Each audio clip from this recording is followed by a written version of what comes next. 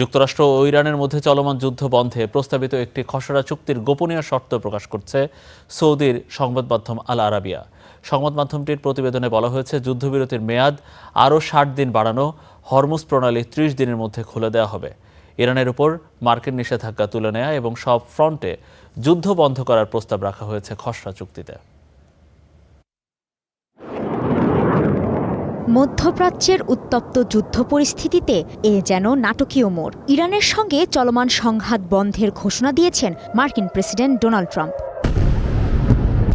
তবে ট্রাম্পের এই আকস্মিক ঘোষণার পরেও অনিশ্চয়তা পুরোপুরো কাটেনি। ওয়াশিংটনের সঙ্গে এখনও কোনো চূড়ান্ত চুক্তিতে পৌঁছায়নি তেহরান।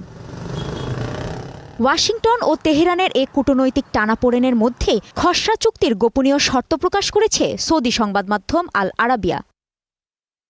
পোস্টে খসড়া চুক্তির মূল ৪টি শর্ত তুলে ধরা হয়েছে। এতে বলা হয়েছে, পাকিস্তান ও কাতারের মধ্যস্থতায় তৈরি হওয়া এই খসড়া চুক্তিতে দুই দেশের মধ্যকার শত্রুতা ও সামরিক সংঘাত স্থায়ীভাবে অবসানের রূপরেখা দেয়া হয়েছে।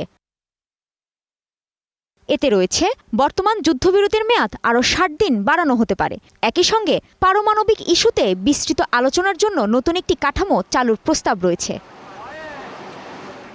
এছাড়া হরমুজ প্রণালীতে বাণিজ্যিক জাহাজ চলাচল স্বাভাবিক করার বিষয়েও আলোচনা হয়েছে। প্রস্তাবনায় বলা হয়েছে, কোনো অতিরিক্ত ট্রানজিট ফি ছাড়াই প্রণালীটি উন্মুক্ত রাখা হবে এবং ১ মাসের মধ্যে যুদ্ধপূর্ব সময়ের নৌ চলাচল পরিস্থিতি পুনর্স্থাপনের চেষ্টা করা হবে। বিনিময়ে ইরান পারমাণবিক অস্ত্র উন্নয়ন না করার অঙ্গীকার করবে এবং সমৃদ্ধ ইউরেনিয়ামের মজুদ নিয়ে আন্তর্জাতিক উদ্বেগ দূর করতে প্রয়োজনীয় পদক্ষেপ নেবে। তবে দেশটির পারমাণবিক কর্মসূচি সম্পর্কিত চূড়ান্ত সিদ্ধান্ত ভবিষ্যতে একটি আলাদা ও বিস্তারিত চুক্তির মাধ্যমে নির্ধারিত হবে। আল আরাবিয়া জানিয়েছে, ইরানের প্রতিশ্রুতি বাস্তবায়নের অগ্রগতির ভিত্তিতে ধাপে ধাপে নিষেধাজ্ঞা শিথিলের সুযোগ দেওয়া হতে পারে। এর মধ্যে সীমিত আকারে তেল রপ্তানির অনুমতিও অন্তর্ভুক্ত থাকতে পারে। এই চুক্তি সফল হলে তা শুধু যুক্তরাষ্ট্র ইরান সম্পর্কেই নয়, বরং পুরো মধ্যপ্রাচ্যের নিরাপত্তা পরিস্থিতি ও বৈশ্বিক জ্বালানি বাজারে একটি ঐতিহাসিক মোড় ঘুরিয়ে দিতে পারে। তবে গুরুত্বপূর্ণ বিষয়টি হলো, এটি এখনও একটি প্রাথমিক সমঝোতার খসড়া।